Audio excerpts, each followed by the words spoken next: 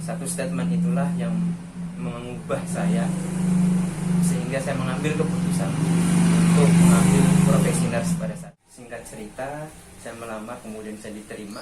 Saya mendapat panggilan untuk Assalamualaikum warahmatullahi wabarakatuh. Selamat sore. Perkenalkan, nama saya Nurse Muhammad Heri Kurniawan. Saat ini profesi saya sebagai dosen keperawatan di salah satu perguruan tinggi swasta di Jakarta. Profesi saat ini apakah yang saya impikan? Saya bisa katakan itu bukan impian saya, karena pada saat masa kecil saya benar-benar tidak tahu jadi apa sebenarnya.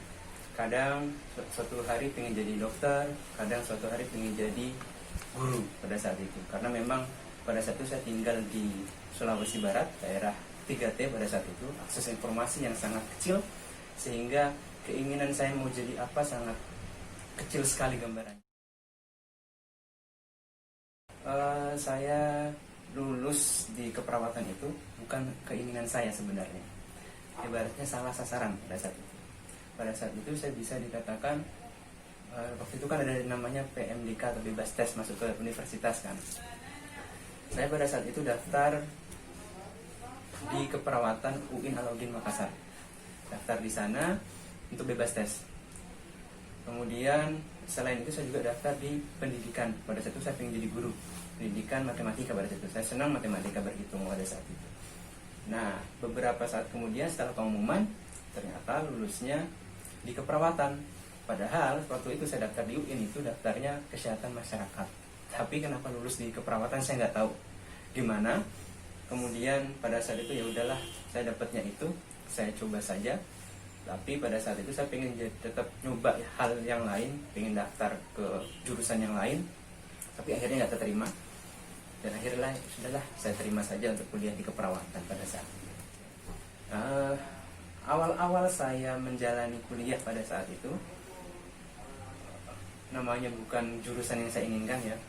Ogah-ogahan, asal datang saja, kemudian kuliah asal kuliah saja. Motivasi untuk berkembangnya sangat kecil. Kemudian untuk beraktivitas, berorganisasi pun sangat kecil pada saat itu. Tapi seiring berjalannya waktu, saya mulai memahami, saya mulai mengerti bagaimana profesi keperawatan. Saya mulai mengerti value dari keperawatan itu seperti apa. Profesi keperawatan gimana dia harus memberikan pelayanan sepenuh hati kepada pasien, baik dia masih sehat, pada keadaan sakit, maupun dalam proses pemulihan. Kemudian value-value itu mulai terbangun seiring berjalannya waktu sampai saya benar-benar selesai pada saat itu S1 2013. Pada saat itu kalau jenjang keperawatan ya, ada jenjang dari profesi S1 langsung lanjut ke profesi nurse. Nah, pada saat itu saya tidak ingin lanjut profesi nurse. Saya malah ingin melanjutkan S2 Magister Hukum Kesehatan sama bareng teman-teman saya. Sudah diterima pada saat itu di Unika Sugija Pranata di Semarang. Tapi akhirnya saya batalkan. Kenapa saya batalkan? Pada saat itu ada salah satu teman saya yang dari Sulawesi juga mengatakan, sebenarnya tujuan saya apa? Mau ambil Magister Hukum Kesehatan. Pada saat itu saya jawab, saya masih bingung juga pada saat itu. Ya udah, saya bilang jadi dosen. Nah, jadi dosen pada saat itu teman saya bilang kayak gini, kalau jadi dosen di keperawatan, kalau kamu tidak ngambil nurse atau profesi nurse, kamu tidak akan bisa membimbing mahasiswa di kampus. Nah, satu statement itulah yang mengubah saya sehingga saya mengambil keputusan untuk mengambil profesi nurse pada saat itu. Nah, pada saat sekarang mengambil profesi nurse, akhirnya teman saya yang 2 orang, waktu itu saya bertiga, berdua itu saya tinggalkan dengan ya mungkin ada beberapa teman saya yang kecewa dengan keputusan saya. Tapi itu keputusan masing-masing untuk menjalani hidupnya masing-masing. Akhirnya saya menjalani 1 tahun profesi. Setelah profesi itu selesai, profesi nurse selesai, saya mendapat panggilan untuk menjadi dosen junior pada saat itu di Sulawesi Barat, di salah satu akademi keperawatan di Sulawesi Barat. Nah, saya dikasih kesempatan untuk ngajar, nggak ada gaji per bulan pada saat itu, hanya dapat mungkin masih bisa tertutupi karena pada saat itu saya tinggal di rumah orang tua, masih numpang di rumah orang tua dan lain-lain. gajinya dapatnya per semester. Bayangkan 6 bulan kerja nggak digaji, kemudian kalian digaji hanya pada 6 bulan sekali. Nah, 6 bulan sekali. Gaji pertama pada saat itu saya belikan mesin cuci untuk orang tua saya. Pada saat itu saya belikan mesin cuci untuk orang tua saya. Orang tua saya merasa senang, karena pada saat itu memang orang tua saya bukan nggak mau beli mesin cuci pada saat itu. Akhirnya saya coba belikan dengan upaya hasil gaji pertama saya untuk orang tua saya, dan alhamdulillah sampai saat ini mesin cuci tersebut masih ada. Seperti itu. Itulah awal dari kisah saya sehingga bisa menjadi dosen keperawatan pada saat itu. Saya merasa untuk bisa berkembang di kampus tersebut dengan tingkat pendidikan pada saat itu profesi nurse, S1 nurse itu masih belum layak dikatakan sebagai dosen. Nah, pada saat itu kebetulan ada beasiswa lagi buka pada saat itu, beasiswa LPDP. Saya coba mendaftar di beasiswa tersebut. Kemudian singkat cerita saya melamar, kemudian saya diterima. Nah, di program beasiswa LPDP tersebut ada namanya program pengayaan bahasa. Nah, pada saat setelah 6 bulan bekerja itu saya langsung pergi untuk pengayaan bahasa di Universitas Padjadjaran pada saat itu selama 6 bulan. Nah, itu 2015 mulai pengayaan bahasa. Kemudian selama 6 bulan saya mengikuti proses pengayaan bahasa Inggris di Unpad. Pada saat proses itu juga saya melakukan pendaftaran di berbagai kampus keperawatan yang ada di Indonesia. Nah, salah satunya saya daftar di Universitas Indonesia. Nah, pada saat itu singkat cerita saya diterima di Universitas Indonesia dengan peminatan manajemen keperawatan. Itu kan ada banyak peminatan, ada komunitas, ada medical bedah, ada manajemen, ada keperawatan anak dan lain-lain. Saya memilih untuk manajemen keperawatan pada saat itu. Kemudian singkat cerita saya kuliah selama 2 tahun. Di proses perkuliahan itu saya menemukan banyak hal yang bisa seperti ini pada saat ini. Yang pertama, pada saat menjalani proses perkuliahan itu saya melakukan aktivitas, salah satunya bisa membuat sebuah startup perusahaan di bidang pendidikan keperawatan. Pada saat itu saya bersama teman saya yang pada saat itu kuliah juga di Universitas Indonesia. Saya membuka sebuah startup tersebut bergerak di bidang pendidikan keperawatan.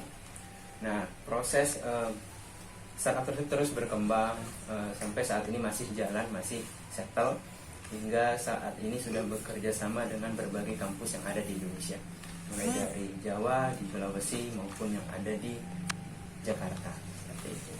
Nah, selain menjalankan startup tersebut, pada saat itu juga saya mulai nih awal-awal kuliah itu mulai mengenal sosok istri saya pada saat itu. Nah, saya melihat background istri saya pada saat itu adalah editor penerbitan segala macam. Tiba-tiba tercetuslah untuk membuat sebuah penerbitan. Nah, sampai saat ini kalian bisa lihat di belakang saya ini adalah produk-produk dari penerbitan yang saya dirikan bersama istri saya. Nama penerbitannya itu Intermia Publishing. Di sini adalah beberapa produk yang sudah dihasilkan dari penerbitan, dari ada dosen, ada guru, ada mahasiswa menerbitkan di penerbitan kami pada saat ini. Sampai saat ini keduanya masih berjalan dengan lancar, keduanya masih bisa kami handle bersama, keduanya masih bisa memberikan kontribusi untuk ilmu pengetahuan pastinya. Nah, semuanya itu saya bangun pada saat proses perkuliahan di Universitas Indonesia. Nah, pada saat itu saya masih 2 tahun proses perkuliahan di Universitas Indonesia, sudah ada wacana pada saat itu, ada wacana setiap mahasiswa S2 yang lulus harus menerbitkan jurnal yang terindeks Scopus pada saat itu. Itu masih wacana pada masa saya dan diterapkan di adik kelas saya setahun di bawahnya. Nah, pada saat itu karena memang Universitas Indonesia pada saat itu memberikan banyak sekali hibah-hibah, banyak sekali memberikan dukungan support terhadap penerbitan sebuah jurnal.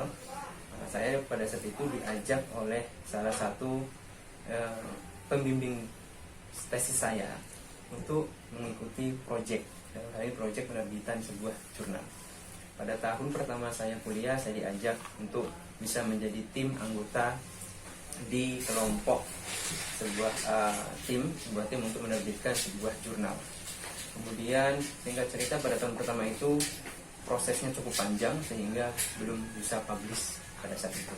Kemudian di tahun kedua saya kuliah menjelang semester akhir, saya dipercayakan untuk menjadi ketua tim dan menghandle beberapa teman untuk bisa benar-benar kerjasama untuk bisa menghasilkan luaran berupa manuskrip yang bisa dipublish di jurnal bereputasi Interindex Scopus.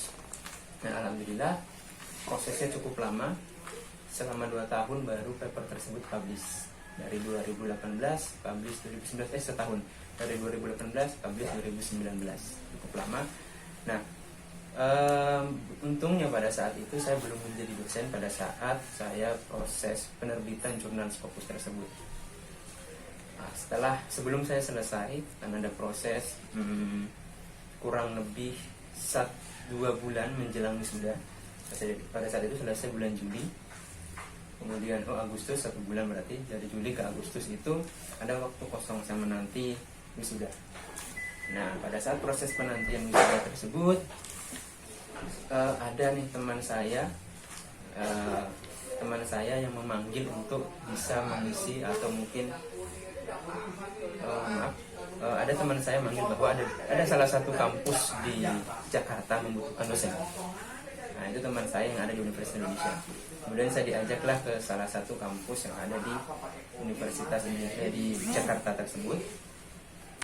Nah, selain itu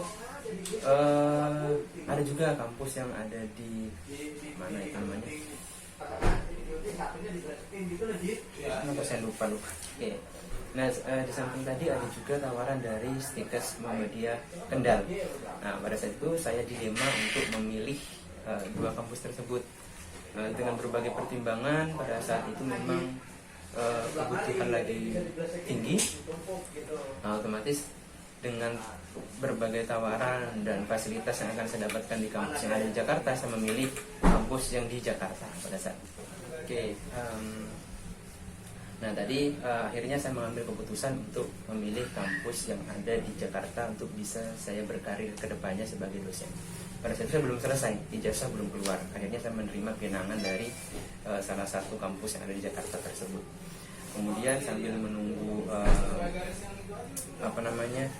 ijazah keluar, saya mulai berproses dalam berkas-berkas untuk pengajuan nomor induk dosen nasional pada saat itu. Nah, pada singkat cerita ijazah saya keluar, akhirnya saya fix menjadi dosen yang salah satu di Jakarta, seperti itu. Alasan kenapa saya memilih Jakarta, alasannya pada saat itu memang kebutuhan hidupnya cukup meningkat, ya kan. Salah satunya adalah dimana saya harus membiayai adik-adik saya. Saat itu ada 2 adik saya kembar yang akan melanjutkan ke jenjang perkuliahan. Nah, karena dengan pertimbangan itu saya memilih untuk bekerja sebagai dosen di PTS di Jakarta pada saat itu. Bahagianya apa? Saya bisa sharing ilmu pengetahuan ke mahasiswa. Itu bahagianya. Kemudian bahagianya apa? Saya bisa saya hobinya juga itu otak-atik di belakang laptop, ya, di depan laptop. Bahagianya saya bisa ngeriset, melakukan riset. Salah satu bentuk tridharma dari seorang dosen, ya, pengajaran, kemudian ngeriset, kemudian pengabdian kepada masyarakat. Sebagai dosen keperawatan, saya akan tetap bertahan. Kenapa? Karena saya memang orangnya suka belajar. Dalam proses saya memberikan pengajaran ke mahasiswa, saya juga belajar kembali terkait masalah-masalah keperawatan, teori keperawatan.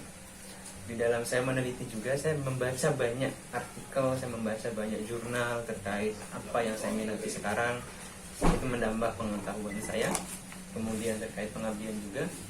Dari pengabdian juga saya akan lebih banyak bisa berinteraksi dengan masyarakat pastinya. Itu yang membuat saya ingin tetap bertahan.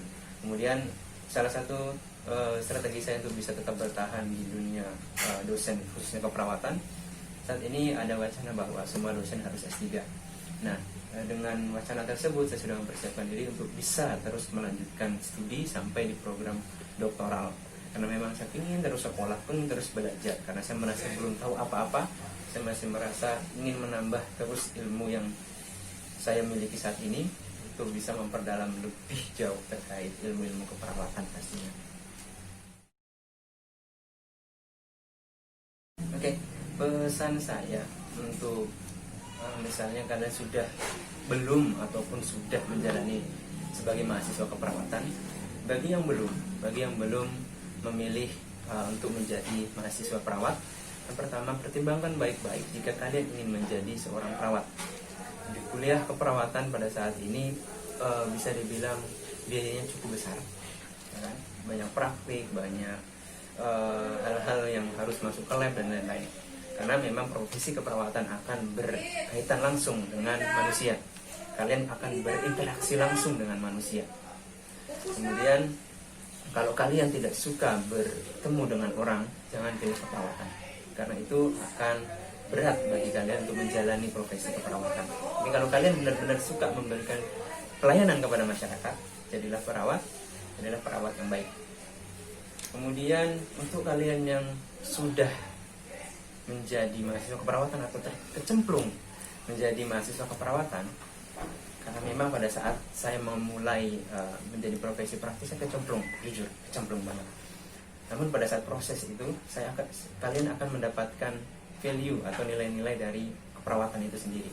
Pada saat kalian sudah mendapatkan value tersebut, bagaimana peran kalian di masyarakat, bagaimana peran kalian di keluarga nantinya sebagai profesi perawat, nanti akan kalian benar-benar mulai tergugah nih untuk benar-benar menseriusi bagaimana menjadi seorang perawat dengan baik, yang baik seperti itu. Nah, kemudian bagi kalian yang sudah selesai, teruslah untuk sekolah, teruslah untuk belajar. Kenapa saya katakan seperti itu? Karena profesi keperawatan ilmunya sampai sekarang masih berkembang. Beberapa teoris dari keperawatan itu masih hidup sampai sekarang, dan ilmu-ilmu keperawatan pasti akan terus berkembang, dan banyak masalah-masalah kesehatan yang kita hadapi saat ini. Kita harus lebih yang saat ini masih sudah bekerja di rumah sakit, yang saat ini berprofesi di luar dari keperawatan, sekolahlah lagi, timbalah ilmu lagi. Bagi yang masih berminat di bidang keperawatan untuk melanjutkan sekolahnya, lanjutkan ke jenjang magister keperawatan. Namun bagi kalian yang sudah memutuskan untuk tidak ingin jadi profesi perawat, sudahlah, kalian sekolahlah lagi, ambil jurusan sesuai dengan keinginan kalian atau motivasi kalian untuk bisa melanjutkan kehidupan ini. Assalamualaikum warahmatullahi wabarakatuh. Nama saya Nerseri, profesi saya ada sebagai dosen keperawatan. Lupa saksikan terus channel Di Balik Profesi, karena kalian akan mendapatkan banyak cerita, kalian akan mendapatkan banyak pengalaman dari orang lain, dari profesi-profesi yang mungkin saat ini belum Anda kenal sampai sejauh ini. Terima kasih, sekian dari saya. Assalamualaikum warahmatullahi wabarakatuh.